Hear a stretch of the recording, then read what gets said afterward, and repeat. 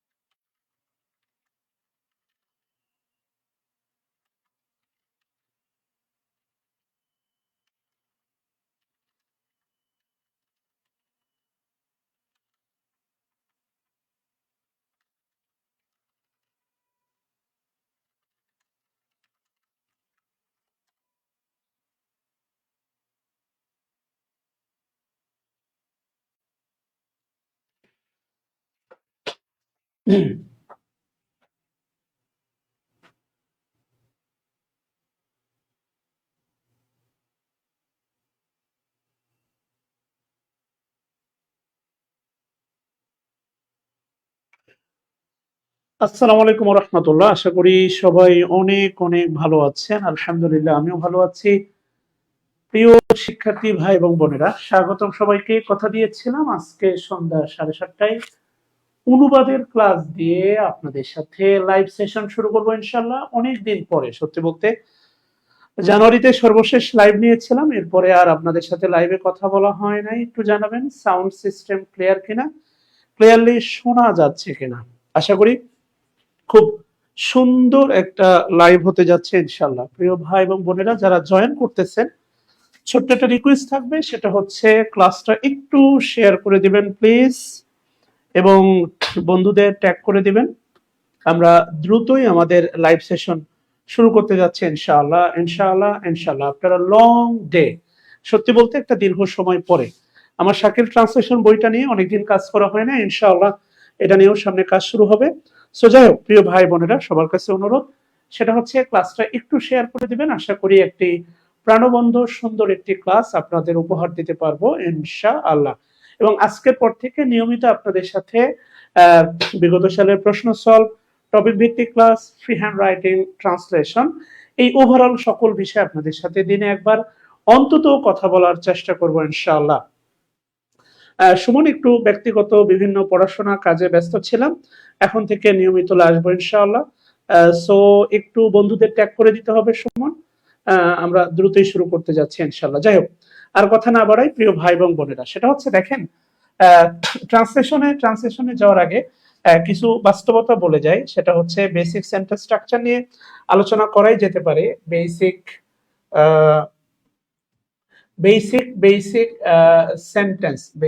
Sentence structure, এটা নিয়ে আলোচনা করাই যেতে পারে। আমি অনুরোধ করব, নো ম্যাটার 50 পিপুল জয়েন, 50 জন জয়েন করছেন, এটা কোনো সমস্যা না। সমস্যা হচ্ছে যদি একটু ক্লাসটা বন্ধুদের শেয়ার করে দেন বা ট্যাগ করে দেন, তাহলে আরো 50 জন অ্যাড হয়ে যাবে। সো এটা আমি বিনয়ের সাথে রিকোয়েস্ট করব প্লিজ। সিরাজুল মনিরা, ওয়ালাইকুম আসসালাম। আচ্ছা দেখেন, বেসিক সেন্টেন্স স্ট্রাকচারে আপনাকে কিছু বিষয় অবশ্যই জানতে হবে। যে বিষয়গুলোর মধ্যে প্রথমত সেটা হচ্ছে subject. The most important thing হচ্ছে সাবজেক্ট, যেটা দিয়ে বাক্য শুরু হয়। হ্যাঁ, নর্মালি সাবজেক্টের আগে একবার ফ্রেজ বসতে পারে, এটা কোনো ব্যাপার না, কিন্তু বাস্তবতা এটাই, সেটা হচ্ছে যে আপনার কি বলে হচ্ছে, ইংরেজি যখন আপনি লেখা শুরু করবেন, the first and mandatory issues, this is subject. এখন সাবজেক্ট চেনার একটা সহজতম উপায় আমি আপনাকে বলি। বাংলা বাক্য থেকে সাবজেক্ট চেনার একটা সহজতম উপায় হচ্ছে, মনে রাখবেন, বাংলা বাক্য থেকে বাংলা বাংলা সরি বাংলা বাক্য থেকে সাবজেক্ট চেনার একটা সহজতম উপায় হচ্ছে, সবসময় মনে রাখবেন, বিভক্তি বিভক্তি মুক্ত। ঠিক আছে না? অর্থাৎ আপনি ভালো করে জানেন কি বলে হচ্ছে বিভক্তি, আপনি জানেন বিভক্তি কোনগুলো, এগুলো আপনি জানেন। সবসময় মনে রাখবেন, সেটা হচ্ছে বাংলা বাক্য থেকে if you want to find out the subject, subject সর্বদাই হচ্ছে বিভক্তি মুক্ত। আপনি কখনো এমনটা দেখবেন না, সেটা হচ্ছে রহিম রহিম ভালো ছেলে। খেয়াল করে দেখেন, রহিম ভালো ছেলে। আচ্ছা, বাস্তবতা হচ্ছে দেখেন, আমাদের সাবজেক্টটা হচ্ছে এই বাক্যে রহিম, রাইট? এবার কি আমাদের সাবজেক্টটা হচ্ছে রহিম। এই রহিম সাবজেক্ট দেখেন এটা কিন্তু বিভক্তি মুক্ত। আপনি যদি কখনো এমনটা দেখেন রহিমের, এই রহিমটা আর কোনোভাবেই সাবজেক্ট হিসাবে গ্রহণ করা যাবে না, এটা হচ্ছে সব সময় সত্য। So this is the mandatory part of a sentence. একটা বিষয় খুব ভালো করে মনে রাখবেন যে সাবজেক্ট সর্বদাই সাবজেক্ট সর্বদাই হচ্ছে আপনার কি মুক্ত, সাবজেক্ট সর্বদাই ইংলিশ বাক্যে প্রেপোজিশন মুক্ত, প্রেপোজিশন ফ্রি। আর বাংলা বাক্য থেকে আপনাকে সাবজেক্ট পেতে হলে মাথায় রাখতে হবে যে সাবজেক্ট হচ্ছে বিভক্তি মুক্ত। কি মুক্ত? বিভক্তি মুক্ত। হোয়াটএভার আমরা দেখবো ইনশাআল্লাহ। তো সাবজেক্টের পরে যেটা হয় সেটা হচ্ছে ভার্ব। ভার্ব বাংলা বাক্যে নরমালি শেষে থাকে ভার্ব। এটা বাংলা বাক্যে ভার্ব নরমালি শেষে থাকে। আচ্ছা, ভালো কথা। ভার্বের পরে যেটা বসতে পারে সেটা হচ্ছে অবজেক্ট অবলিক কমপ্লিমেন্ট। অবজেক্ট মূলত জানেন আপনি, অবজেক্ট অবলিক কমপ্লিমেন্ট। অবজেক্ট আর কমপ্লিমেন্টের মধ্যে হালকা পার্থক্য আছে। অবজেক্ট আবার দুই প্রকার, একটা হচ্ছে আপনার ডিরেক্ট অবজেক্ট, আরেকটা হচ্ছে আপনার ইনডিরেক্ট অবজেক্ট। অবজেক্ট মূলত দুই প্রকার, একটা হচ্ছে আপনার ডিরেক্ট অবজেক্ট, আরেকটা মূলত হচ্ছে আপনার ইনডিরেক্ট অবজেক্ট। আমি বিনয়ের সাথে বলবো প্লিজ একটু ক্লাসটা শেয়ার করে দেন, বন্ধুদেরকে ট্যাগ করে দেন প্লিজ। আচ্ছা, এরপরে কমপ্লিমেন্ট। দেখেন অবজেক্ট আর কমপ্লিমেন্টের মধ্যে পার্থক্যটা কোথায়? খুব ছোট্ট একটা পার্থক্য আছে। আই ইট রাইস, আপনি ভালো করে জানেন ভার্বকে কি বা কাকে দ্বারা প্রশ্ন করলে অবজেক্ট পাওয়া যায়। ভার্বকে কি বা কাকে দ্বারা প্রশ্ন করলে অবজেক্ট পাওয়া যায়। আবারও বলতেছি, থ্যাংক ইউ যারা জয়েন করছেন, থ্যাংকস আ লট। প্রতিদিন আপনাদের সাথে কথা হবে ঠিক সন্ধ্যা 7টায় অথবা বিকাল 6টায়। সন্ধ্যার আগে কথা বলবো, না হলে সন্ধ্যার পরে কথা বলবো ইনশাআল্লাহ। কথা দিচ্ছি আপনাদের সাথে এখন থেকে নিয়মিত। কালকে কথা বলবো বা পরশুদিন কথা বলবো সমাজসেবা অধিদপ্তরের ইংলিশ সাজেশন নিয়ে আর কি। হ্যাঁ, আচ্ছা, যাই হোক, প্রিয় ভাই এবং বোনেরা, দেখেন প্লিজ একটু সহযোগিতা করবেন, একটু শেয়ার করে বন্ধুদেরকে ট্যাগ করে একটু সহযোগিতা করেন। আইট রাইস, খেয়াল করে দেখেন কি বা কাকে দ্বারা প্রশ্ন করলে অবজেক্ট পাওয়া যায়। এখন আপনার কাছে প্রশ্ন, অবজেক্ট কি সাবজেক্ট সম্পর্কে তথ্য দেয়? না, অবজেক্ট কখনোই সাবজেক্ট সম্পর্কে তথ্য দেয় না। খুব ভালো করে মনে রাখবেন, অবজেক্ট কখনোই সাবজেক্ট সম্পর্কে তথ্য দেয় না। আবারও বলতেছি, অবজেক্ট কখনোই সাবজেক্ট সম্পর্কে তথ্য দেয় না। বাট আমি যদি কমপ্লিমেন্টের কথা বলি, খেয়াল করে দেখেন, যে ধরেন আই এম আ বয়, খেয়াল করে দেখেন এই যে এই বয়টা আই সম্পর্কে তথ্য দিচ্ছে। দিস ইজ কমপ্লিমেন্ট, এটাকে বলা যেতে পারে subjective complement. This is subjective complement, খেয়াল করে দেখেন। অথবা আমি যদি বলি হি ইজ মনে করেন হ্যান্ডসাম, সে হচ্ছে হ্যান্ডসাম, এইটা হচ্ছে মনে করেন এটা হচ্ছে হি সম্পর্কে তথ্য দিচ্ছে।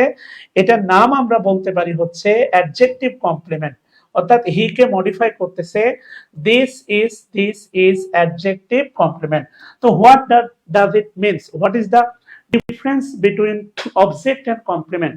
অবজেক্ট এবং কমপ্লিমেন্টের মধ্যে পার্থক্য হচ্ছে, আবারও বলতেছি, অবজেক্ট এবং কমপ্লিমেন্টের মধ্যে পার্থক্য হচ্ছে অবজেক্ট ট্রানজিটিভ ভার্বের মানে পরে বসে, বা ট্রানজিটিভ ভার্বের পাশে বসে, বা ট্রানজিটিভ ভার্বে অবজেক্ট বসে।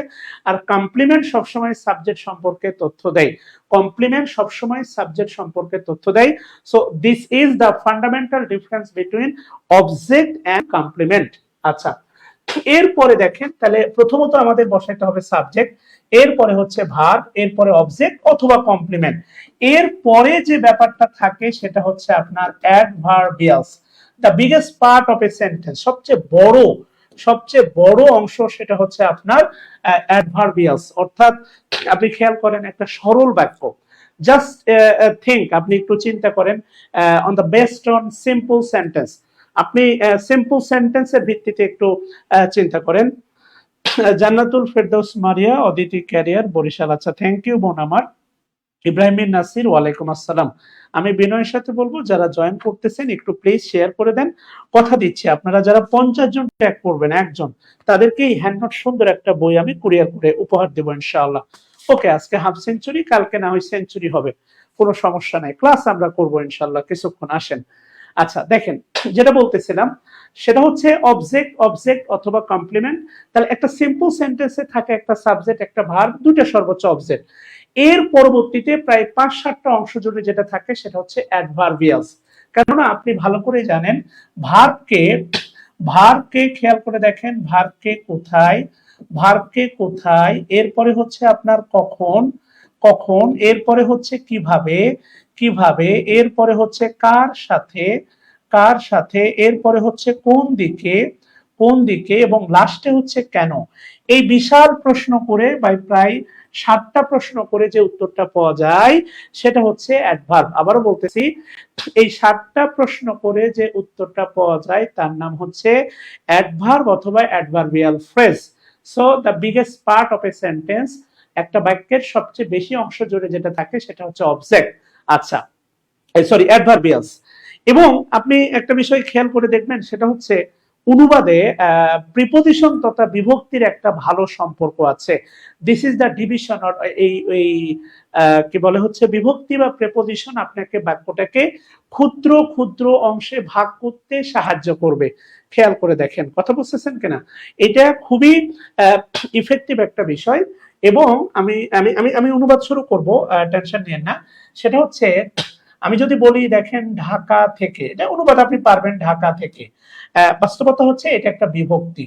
এবং বাংলা বাক্যে, বাংলা বাক্যে বিভক্তি থাকে নাউনের পরে। খেয়াল করে দেখেন, আমি এটাই যদি বলি, খেয়াল করেন ফ্রম ঢাকা, ঢাকা থেকে, ফ্রম ঢাকা, এটা অ্যাডভার্বিয়াল ফ্রেজ।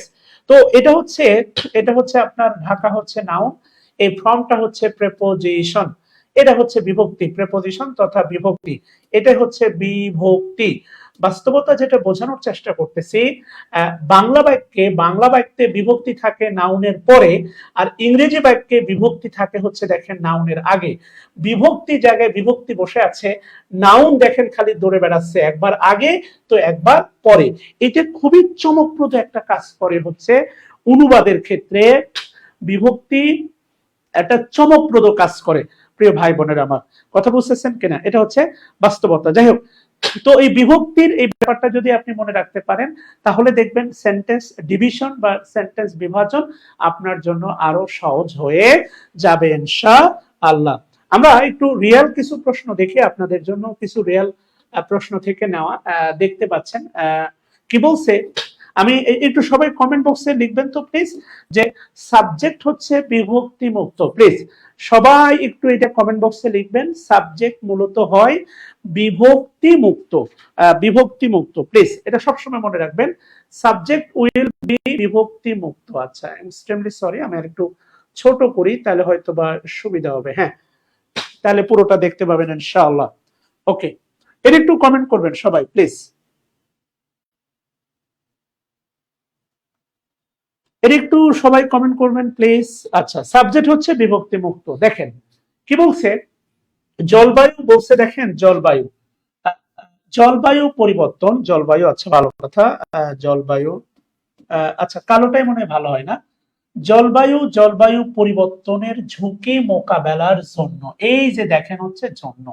খেয়াল করে দেখেন বাক্যটা কিন্তু হচ্ছে দেখেন ডিভিশন করা কিন্তু খুব সহজ হয়ে গেছে। জলবায়ু পরিবর্তনের ঝুঁকি মোকাবেলা করার জন্য। এখন এত বড়, এত বড় চিন্তা করার দরকার নাই। যদি আমি আপনাকে এমনি বলি যে তোর জন্য, আপনারা বিভিন্ন সময় আবেগের জায়গা থেকে বলেন কিনা তোর জন্য, মানে হচ্ছে দেখেন ফর ইউ, তোর জন্য মানে কি ফর ইউ, এটা বলেন কিনা? এটা অবশ্যই বলেন। তাহলে তোর জন্য যদি হয় ফর ইউ, তাহলে এখানে বলছে দেখেন হচ্ছে শেখার জন্য। আমি যদি বলি হচ্ছে শেখার, শেখার জন্য, আচ্ছা তাহলে আপনি বলতে পারেন ফর লার্নিং, ফর লার্নিং অথবা হচ্ছে টু লার্ন, শিখতে বা শেখার জন্য। খুব ভালো করে মনে রাখবেন, উদ্দেশ্য, উদ্দেশ্য দুইভাবে প্রকাশ করা যায়, উদ্দেশ্য, উদ্দেশ্য দুইভাবে প্রকাশ করা যায়। টু প্লাস ভি ওয়ান, আরেকটা প্রকাশ করা যায় ফর প্লাস ভার্বের সাথে আইএনজি। উদ্দেশ্যকে ইউ ক্যান, উদ্দেশ্যকে আপনি দুই ভাবে প্রকাশ করতে পারেন। ভালো করে খেয়াল করে দেখেন, উদ্দেশ্যকে দুই ভাবে প্রকাশ করা যায়, একটা হচ্ছে টু প্লাস ভি ওয়ান, আরেকটা হচ্ছে ফর প্লাস ভার্বের সাথে আইএনজি। এখন আমি যদি বলি হচ্ছে খেয়াল করে দেখেন ভালো, ভালো, ভালো ছাত্র, ভালো ছাত্র হবার জন্য, ভালো ছাত্র হবার জন্য, শুধু এতটুকুই ইংলিশ করেন তো সবাই দেখি। কেননা ক্ষুদ্র ক্ষুদ্র বালিকণা বিন্দু বিন্দু জল সৃষ্টি করে মহাদেশ সাগর অতল। ক্ষুদ্র ক্ষুদ্র বালিকণা বিন্দু বিন্দু জল সৃষ্টি করে মহাদেশ সাগর অতল। আমি আপনাকে যদি বলি যে জাস্ট কি বলে try to be translate this part, this simple part, এই সিম্পল পার্টটা একটু অনুবাদ করার চেষ্টা করেন তো সবাই প্লিজ, তারপরে আমি বাকিটা দেখতেছি ইনশাআল্লাহ প্লিজ। তাহলে এইটা যদি পারেন গ্যারান্টি দিয়ে বলতেছি যে হচ্ছে বাকি যেই পার্টটা আমি আপনাকে বলছি এই পার্টটাও পারবেন ইনশাআল্লাহ। যেটা আমি আপনাকে অলরেডি বলছি সেটা হচ্ছে যে জলবায়ু পরিবর্তনের ঝুঁকি মোকাবেলা করার জন্য। সো মোকাবেলা মানে হচ্ছে ট্যাকেল, হ্যান্ডেল, আপনি ইউজ করতে পারেন হ্যান্ডেল, ট্যাকেল, অথবা হচ্ছে আপনি বলতে পারেন হচ্ছে ডিমিনিশ, হ্রাস করা, কারণ ঝুঁকি আপনি হ্রাস করবেন, বাট সবচেয়ে বেটার হচ্ছে ট্যাকেল, TACLE ট্যাকেল, অথবা হচ্ছে হ্যান্ডেল মানে হচ্ছে মোকাবেলা করা, অথবা আপনি বলতে পারেন ফেস মানে হচ্ছে মোকাবেলা করা বা মুখোমুখি হওয়া। Yes, for to be a good student, yes thank you, to be a good student অথবা for being a good student, yes দুটোই আপনার কিন্তু বৈধ, বোথ আর হচ্ছে বৈধ। To be a good student, ভালো ছাত্র হওয়ার জন্য, অথবা দেখেন for being a good student, খেয়াল করে দেখেন সেটা হলো অনুবাদে নন ফাইনাইট ভার্বের কিন্তু ভূমিকা ব্যাপক, অনুবাদে নন ফাইনাইট ভার্বের ভূমিকা অত্যন্ত মারাত্মক, মানে ম্যাসিভ ভূমিকা আছে অনুবাদে হচ্ছে নন ফাইনাইট ভার্বের। এটা আমরা দেখবো ইনশাআল্লাহ ওয়ান বাই ওয়ান, টেনশন নেওয়ার দরকার নেই। সো ভালো ছাত্র হওয়ার জন্য আমি এখন যদি আপনাকে বলি যে চাকরি পাওয়ার জন্য, চাকরি পাবার জন্য, তাহলে টু গেট আ জব মনে করেন, অথবা ফর গেটিং আ জব, ভালো বা চাকরি পাওয়ার জন্য, ভালো মন্দ যাই হোক একটা চাকরি আমাদের সবারই দরকার। সো এটা হচ্ছে সবচেয়ে গুরুত্বপূর্ণ, ঠিক আছে না? আচ্ছা, যেটা আমাদের মূল বাক্য ছিল সেটা হচ্ছে এই অংশটা বাক্যের শুরুতে আপনি বসাতেই পারেন, জন্য পর্যন্ত আটকে গেছে। এখন এখানে দেখেন আপনি এখানে ফর দিবেন, এই বরাবর ফর দেন অথবা টু দেন, সমস্যা নাই। আর এই বাকি পুরো অংশটা এর পরে বসাই দেন। এইটা হচ্ছে বিভক্তির একটা চূড়ান্ত ব্যবহার। আপনি যদি বিভক্তিগুলো অর্থাৎ প্রেপোজিশনের মার্কিং গুলো ডিভাইডেড করতে পারেন, বড় বড় বাক্যগুলো আপনি অনায়াসে ছোট ছোট ক্ষুদ্র অংশে আপনি কি করে ফেলতে পারবেন, ভাগ করে ফেলতে পারবেন। এটা হচ্ছে বাস্তবতা। জলবায়ু পরিবর্তনের ঝুঁকি মোকাবেলার জন্য, আচ্ছা ভালো কথা, তাহলে এতটুকু ইংলিশ কি হতে পারে?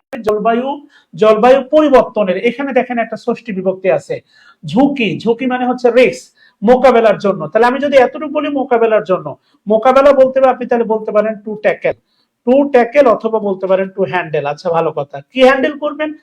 এটাই মানে এই টু ট্যাকেল বা হ্যান্ডেল মানে মোকাবেলার জন্য, ঝুঁকি, দা রিস্ক, ঝুঁকি। আচ্ছা ভালো কথা, ঝুঁকি কিসের?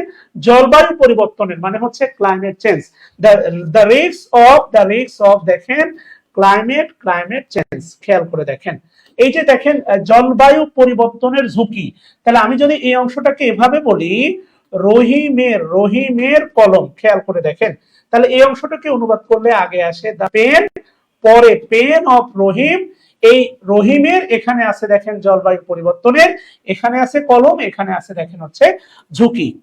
কথা কি বুঝতেছেন ভাই বোনেরা?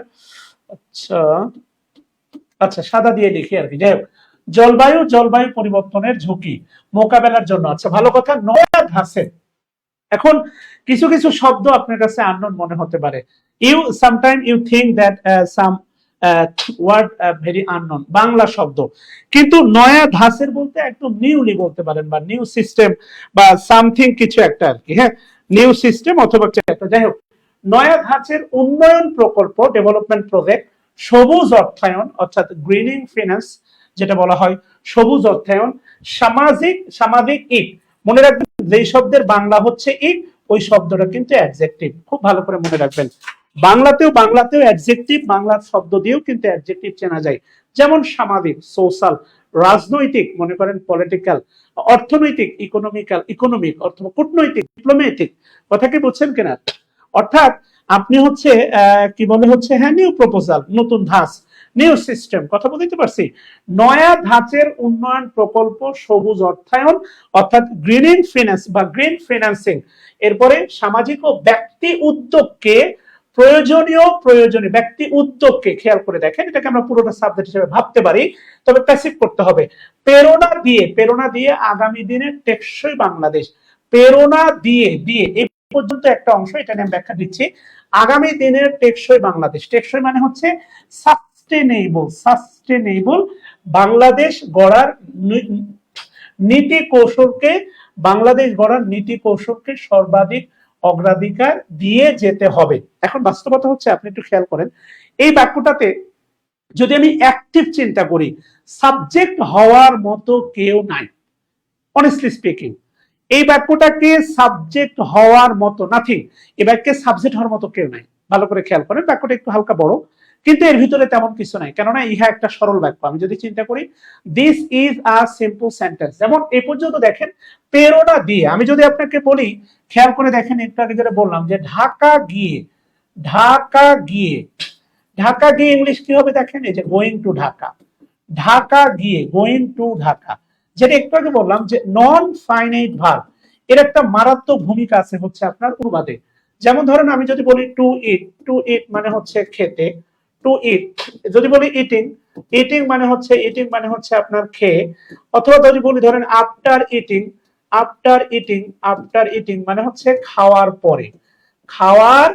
খেয়াল করে দেখেন, আপনারা মাঝে মাঝে কিন্তু ইউজ করেন যে বন্ধু খেয়ে তোরে ফোন দিছি, খেয়ে ফোন দিছি, তাহলে eating I will call you.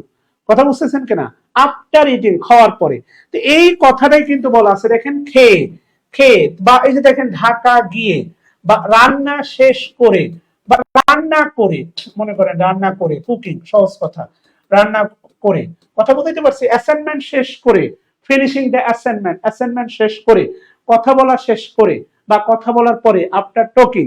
কথা বলতে পারছি, এমন সামথিং। এখানেও যে সেন্সটা দেখতে পাচ্ছেন, আর তার আগে যেটা বলি সেটা হচ্ছে এটা কিন্তু present participle. This is present participle, আর আফটার প্রিপোজিশন হওয়ার কারণে এটা কিন্তু আপনার জেরান। এই যে দেখেন ঢাকা গিয়ে, এই সেন্সটা যেমন, এখানেও আপনি দেখেন যে প্রয়োজনীয় উদ্যোগকে সাধুবাদ প্রেরণা দিয়ে। এই যে দেখেন প্রেরণা বলতে হচ্ছে মোটিভেটিং, প্রেরণা বলতে encouraging.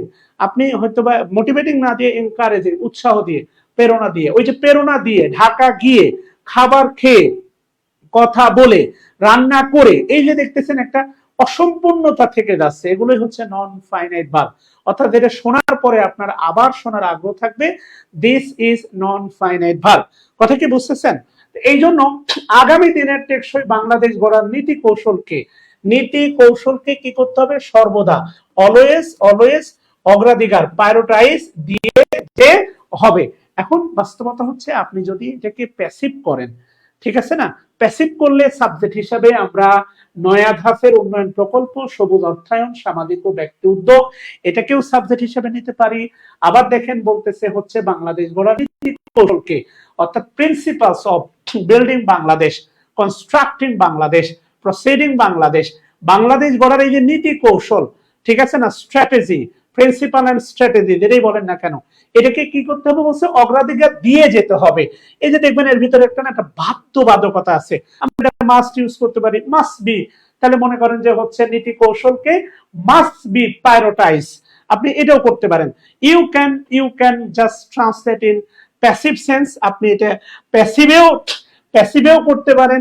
You can translate in active sense, but active সেন্সে করলে সমস্যা হচ্ছে এই বাক্যে সাবজেক্ট হওয়ার মতো কেউ নাই, আপনাকে তখন সাবজেক্ট ইউজ করতে, আপনাকে কাজটা করতে হবে।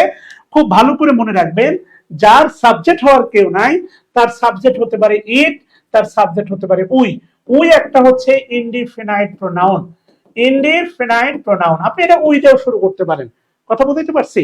আবার এটা বলতে পারেন ইট মাস্ট বি প্রায়োরিটাইজ, আপনাকে এটাকে অগ্রাধিকার দিতে হবে। কি বিষয়টাকে? এই যে ধরেন নীতি কৌশলকে, এভাবে চিন্তা করতে পারেন। উই দিয়েও শুরু করতে পারেন যে উই মাস্ট প্রায়োরিটাইজ, আমরা মানে কি বলে হচ্ছে অগ্রাধিকার দিব। কি অগ্রাধিকার দিব? এই যে বাংলাদেশ গড়ার দেখেন নীতি কৌশলকে আমরা অগ্রাধিকার দিব। এই পর্যন্ত বুঝতে পারছেন?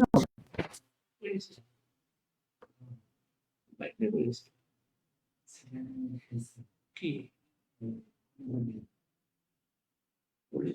একা বাবা।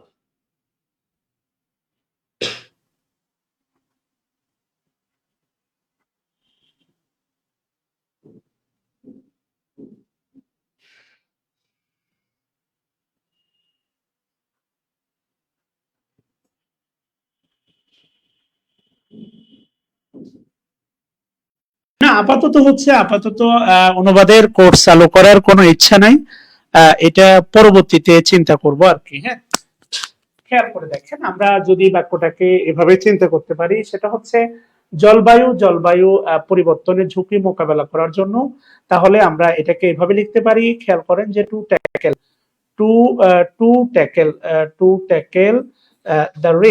Tackle the risk of climate change. আচ্ছা, ভালো কথা, climate change, two tackle risk of climate change. এরপরে আপনি ওই যে কি বলে হচ্ছে মানে প্রয়োজনীয়, প্রেরণা দিয়ে, উদ্যোগকে প্রয়োজনীয়, ঠিক আছে না, ইসেনশিয়াল, প্রেরণা দিয়ে। আচ্ছা, ইসেনশিয়াল যেটা বলতেছে নেসেসারি এনকারেজমেন্ট, ওকে, বা প্রোভাইডিং, আপনি বলতে পারেন প্রেরণা দিয়ে, বাই প্রোভাইডিং বা প্রোভাইডিং ইসেনশিয়াল কি বলে হচ্ছে মোটিভেশন। তাহলে আপনি বলতে পারেন প্রোভাইডিং। আচ্ছা, প্রোভাইডিং দিবেন, কি দিবেন, প্রয়োজনীয় প্রেরণা। তাহলে প্রোভাইডিং দা ইসেনশিয়াল মানে প্রয়োজনীয়, ইসেনশিয়াল কি বলে হচ্ছে আপনার এনকারেজ, ইসেনশিয়াল এনকারেজ। আচ্ছা, ভালো কথা, দিয়ে, এই যে দিয়ে আছে তাই দিলাম প্রোভাইডিং দা ইসেনশিয়াল এনকারেজ। কেন? ফর, কিসের জন্য? নয়া ধাঁচের উন্নয়ন প্রকল্প, সবুজ অর্থায়ন ও সামাজিক ও ব্যক্তি উদ্যোগকে।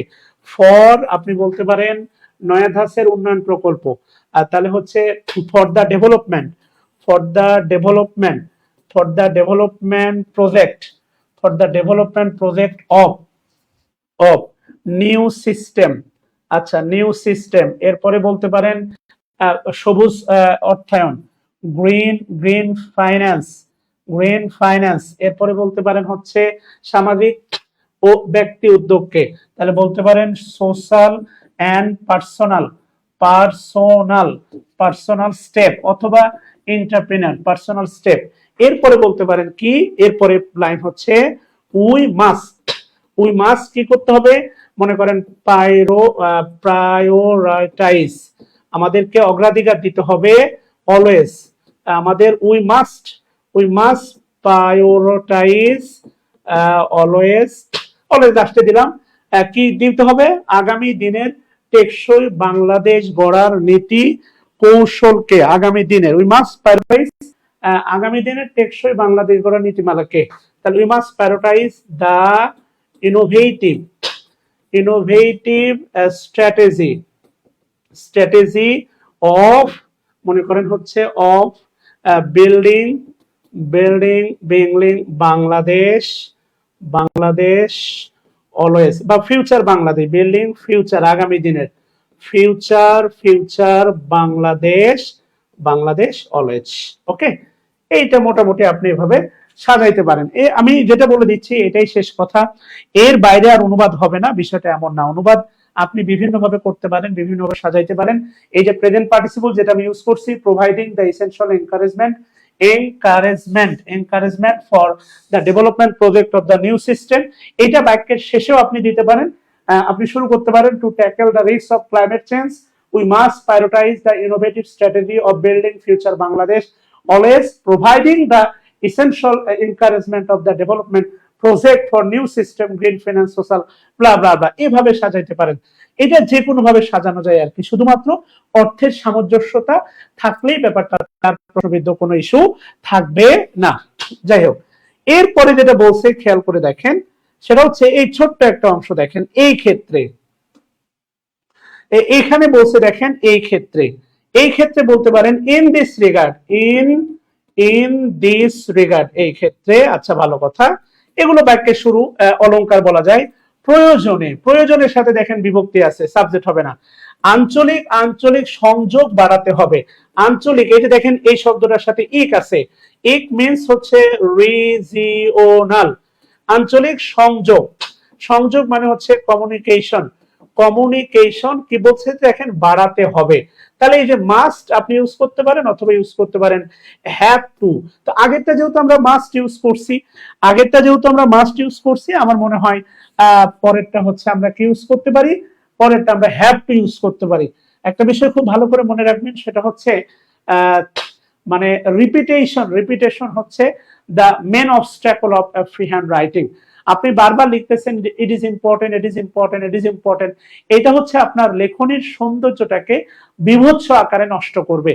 ক্লাস 6-7 আমরা পাঠের অর্থনৈতিক গুরুত্ব লিখতে গিয়ে 10টা পয়েন্টের ওই দেখবেন প্রথমটা যাই ব্যাখ্যা দেই না কেন, এটা প্রধান গুরুত্বপূর্ণ, এটা বিশেষ গুরুত্বপূর্ণ, এটা অন্যতম গুরুত্বপূর্ণ, এটা ঘুরাইসা গুরুত্বপূর্ণ। তো এই জাতীয় কথাবার্তাগুলো লিখতে লিখতে লিখতে লিখতে দেখবেন যে হচ্ছে আমরা এমন একটা ঘ্যাঁচড়া পর্যায়ে চলে গেছি যে আমরা রিপিট করি ইট ইজ ইম্পর্টেন্ট।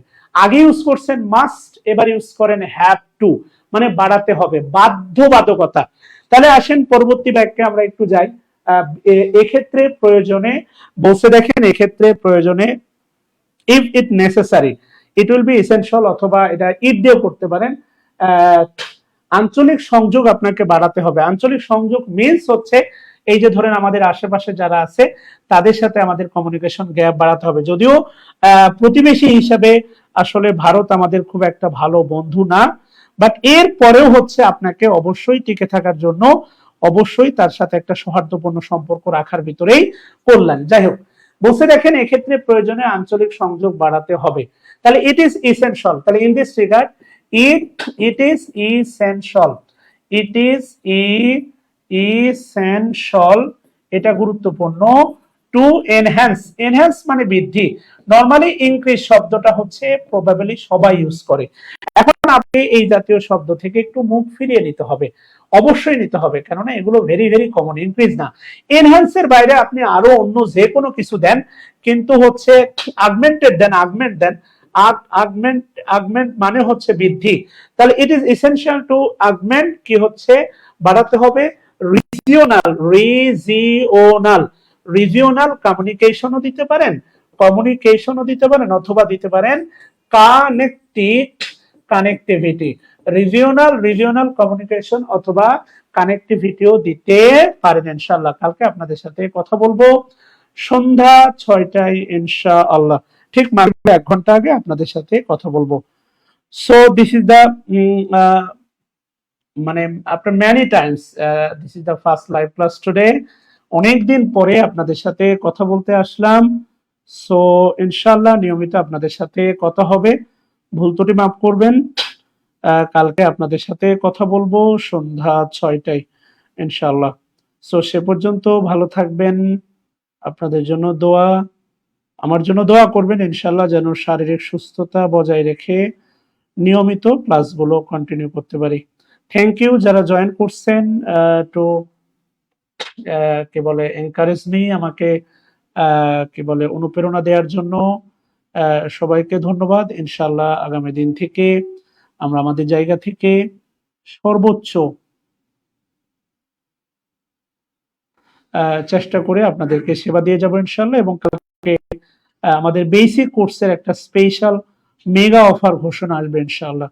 সো সে পর্যন্ত সবাই ভালো থাকবেন, ইনশাআল্লাহ আপনাদের সাথে কালকে সন্ধ্যে 6টায় আবার দেখা হবে, আর কন্টিনিউয়াসলি এই ক্লাসগুলো চলবে ইনশাআল্লাহ। সে পর্যন্ত বিদায়, আল্লাহ হাফেজ, আসসালামু আলাইকুম।